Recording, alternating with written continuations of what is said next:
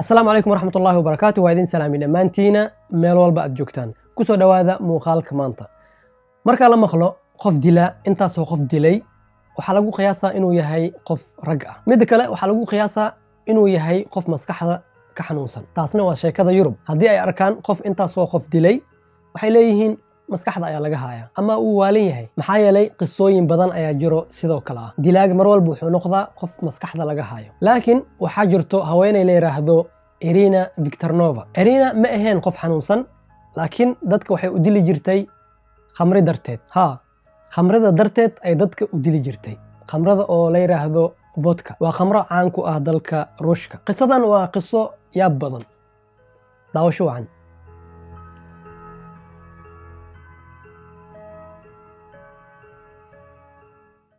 Irina waxay dhalatay 1972 waxayna ku dhalatay dalka Ruushka nolosheed waxay ahayd nolol caadi yaraanteed waxay soo noolaatay ama waxay ku soo kortay nolol caadi ah dhibaato lahayn 16 sano markay gaartay waxay bilowday inay cabto khamrada inkastoo oo la ogoleen in ay cabto khamrada ayadoo da'daas jirto 18 sano markay gaartay way dabaal digtay 18 sano ay gaartay hadda xoray tahay dukaamanka khamrada way ka soo gadan kartaa hadda 18 sano markay gaartay khamrada waxay noqotay balwadeeda markay gaartay 25 sano waxay isbarteen wiil muddo kadib way isjeclaadeen kadib way isguursadeen kadib waxay u dhashay laba caruur dhibka oo ninkeed heesto ayaa wuxuu ahaa cabitaankaas ay cabayso khamradaas ay isku daldalayso taasi waxay ahayd dhibkiisa sida kale way fiicneed Irina lacagteed dhan waxay ku gadan jirtay khamrada maxaa lacagteed ah lacagta ninkeed siin jiray oo caruurta loogu talgalay inay ku bisho caruurteed wax ugu gado khamray ku gadan jirtay ninkeed markuu daalay lacagtii ayuu ka joojiyay marka hadda maxaa xal ah khamra ayaa loo baahan yahay waxay samaysay ama waxay ku fikirtay in ay lacag soo dhacdo yay ka soo dhacay lacagtaas waa yeelada maxaa yeelay waa dumar awood ma lahan meel bangi iyo meelahaas ma dhaci karto marka waxay dhahday waa yeelada ayaan shiish ka saarana sida aad ogtihiin gaalada qofka markuu gaaro 80 sano jir ama markuu waayeel uu noqdo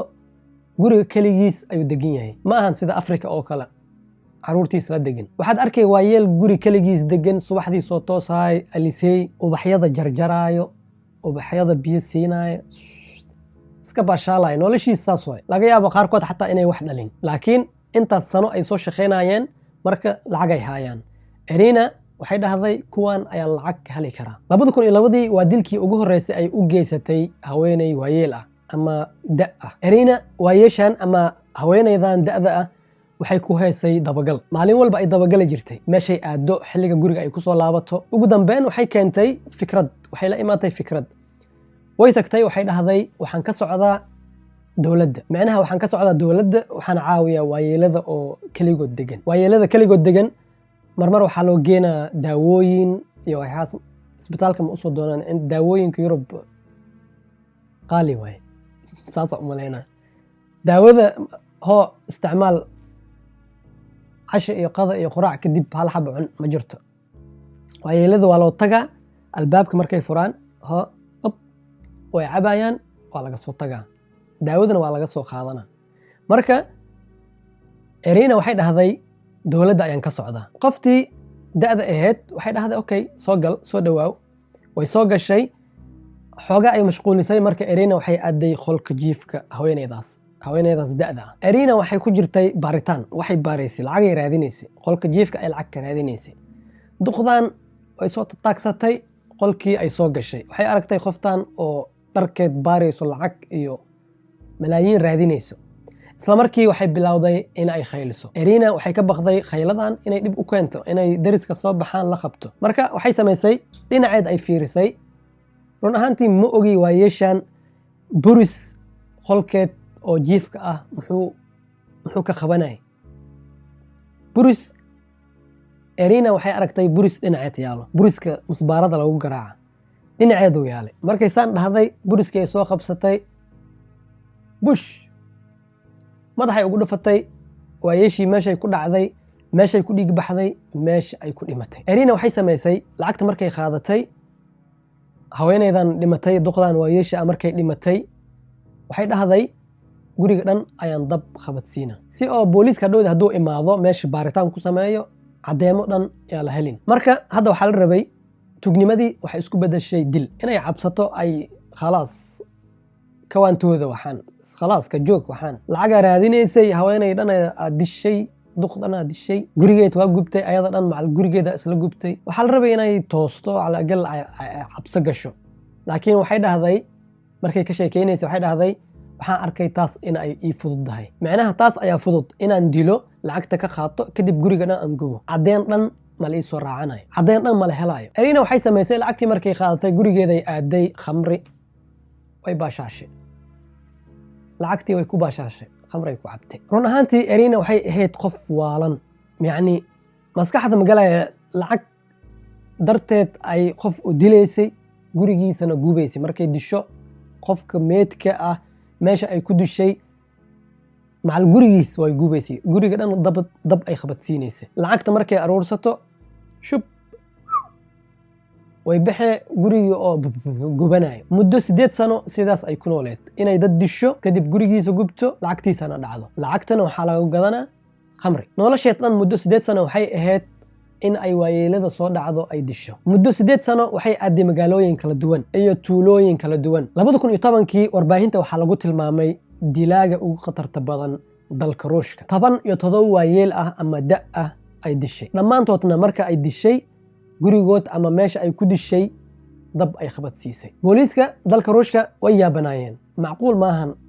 mar walba guri gubto oo la galo waxa la arkaa meedkii oo la dilay madaxa wax loogu dhuftay yani sababta uu dhintay in madaxa bir loogu dhuftay haddana waxay arkeen mar walba qofka la dilay qof da inuu yahay yaab marka waxay bilaaween in ay raadiyaan dilaaga ayagoo u maleynayo inuu yahay qof rag ah booliiska mislahayn dambiyadan foosha xun ah inuu ka dambeeyo qof dumar ah Arina mar walba ay dambi gasho ama dad disho guri gubto booliiska uu ku wareeri jiray in uu xalliyo hal xiraalahaas waliba muddo 8 sano sababtuna waxay ahayd maqnaanshaha cadeynta 2010kii haweenay 61 sano jir ah ayaa u suurad gashay in ay ka baxsato dilka u geysan lahayd Arina haweenaydan ama waayeeshan waxay jirtay 61 sano guriga markay ay soo gashay qoftan waxay dhahday dawladda ayaan ka socdaa mar walba saas ay dhahay jirtay dawladda ayaan ka socdaa caawinaad ayaan u imaaday marka gurigii ay fiirinaysay okay shaahi ma ku keenaa shaahi ayadoo u keenay rabto Arina waxay aaday qolka markay gashay baaritaan wax lacag raadis markay gashay qoftii way ku soo gashay qolka ay ku soo furtay hay maxaa qolka karaad isla markii buruskeeda la soo baxday marka hore buruska dhinaceeda ay ka heshay marka dambe wuxuu noqday hoosheed khalaas mar walba wala socdaa buruska marka isla markii buruska ay la soo baxday haweeneydii inkastoo 61 sano jirto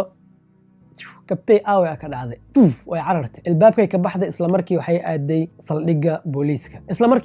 saldhiga booliiska si ay ugu warbixiso isku day dil iyo xatooyo la kulantay laakiin booliiska way aamini waayeen qoftan waa yeelay ahayd da ay ahayd qofka arintaas sameynay inuu dumar yahay macnaha sheekadii ay uga sheekeysay qofta dadka gubi jiray guriyaha ku gubi jiray markay disho waa dumar gurigay joogta booliiska markuu meeshii tagay Arina waa la waayay haweenaydan waayeesha ah waa la aamini waayay muddo 3 usbuuc kadib bil kadib soo laaba lahay hadalada ayaa laga qoraa 2 mar 3 mar ayaa la wareystay hadaladeed waa isku mid booliiska waxay aaminsan yihiin dilaaga inuu yahay qof rag ah waayeeshan waxay taagan tahay maya waa haweenay 30 jir ah haweenaydan da'da ah ama duqda waxay dhahday qofkaad u maleynaysiin inuu yahay qof rag ah waa dumar ana arkay ay taagan tahay ani Amina ana shufت بعيوني ana indhahayga ku arkay hadda booliiska markay oo waayeeshaas hadalada ka maqleen waxay bilaaween in ay raadiyaan qof dumar ah ragii khalaas waa laga tala baxay waxay dhaheen okay waan ku aaminay hadda waxaan bilaaweynaa inaan raadino qof dumar ah booliiska wuxuu bilaaway inuu dadka wareysto dadka magaalada degan dadka tuulooyinka degan waayeelada ku imaatay qof haweenay saas ah maya wareysi ayuu bilaaway si oo macluumaad u aruuriyo booliiska ayagoo baaritaan iyo raadin ku jiraan Arina ayada iskentay macnaha waxa dhacday Arina ayadoo guri gali rabto albaabka taagan ayaa haweenay meesha mareysay maqashay ayadoo leh dawladda ayaan ka socdaa waxaan caawinaa waayeelada laakiin tookadan sheekada way bedeshay maadaama waayeeshii booliisku soo sheegtay dawladdan ka socdaa waayeeladan caawiya maadaama ay dhahday way bedeshay wax ay bedeshayna malahan waxay dhahday dawladda ayaan ka socdaa laakiin tookadan guriyaha iyo fadhiga armaajada ayaa waayeelada u bedelnaa. Irina albaabka ay taagneed, haweeney waayeel ah ay la hadlaysay, waxay dhahaysay dowladda ayaan ka socdaa. haweeneyda kale meesha maraysay, albaabka agtiisa maraysay, waxay maqashay Irina oo leh, waxaan rabaa inaan guriga galo, fadhiga ku yaalo, armaajada, sariirta inaan arko. haddii ay qadiim ay yihiin waan kaa bedelaynaa, dowladda ayaa lacagtaas bixinayso, mid cusub ayaan kuu keenaynaa. marka ma soo gali karaa guriga, ma fiirin karaa? haweeneydii meesha maraysay hadalkaas markay maqashay, isla markii waxay wacday booliiska. isla markii booliiska orod ayuu ku imaaday. albaabka sheekada oo filmaanta way galeen. Irina waxaa lagu dhahay naxtin darteed way fadhiisatay, kursi meesha yaala way qaboobtay. Soomaali maxay dhahaan way qaboobtay. meeshay fadhiisatay, cabsi ay la fadhiisatay. isla markii meeshay fadhiisatay, booliisku wuu soo orday, wuu qabtay, buuq la'aan, dood la'aan, iddaa la'aan. Irina maxkamad ayaa la soo taagay, waxay qiratay dembiyada ay samaysay dhan laga bilaabo 2002. waxay dishay 17 qof oo waayeel ah ama da' ah, dhammaantoodna guryahood way gubtay. markay dishay way gubtay. booliiska waxay la yaabeen markay qiratay, markaa la weydiiyey lacagtaas maxaa ku samayn jirtay, waxay dhahday khamri bas ayaan ku gadan jiray, waxaan raadin jiray kaliya lacag aan khamri ku gato. sidoo kale waxay dhahday lacag badan ma qaadan jirin, wax oo isbuuc 2 isbuuc aan wax ku gadan karo bas ayaan qaadan jiray. yaa akhay, tuugso bax tuugso inta dad dil lahayd, afallah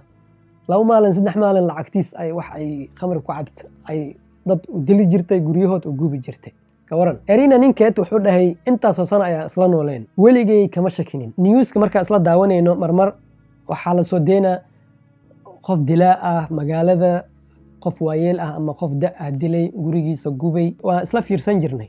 saas ay tahay weligay kama shakinin. dhinacay fadhisay way ila fiirsan jirtay, mana ka shakinin. ugu dambeyn 2012 Irina waxaa lagu xukumay xabsi 20 sano. dadka ay dishay eheladood ayaa ka dooday. 17 qof, 17 guri dab qabad siisay, 20 sano macquul maahan. laakiin maxkamadda waxay sheegtay 20 sano waa muddada ugu dheer oo lagu xukumo haweenka dembiga galay, khaasatan dalka Ruushka. taas 2012 ay ahayd, laakiin hadda ma ogi. qisada intaasay ahayd. haddii aad ka heshay la wadaag asxaabtaada ama u sheer gareey. marka salaamu calaykum waraxmatullaahi wabarakaatuh. salaam.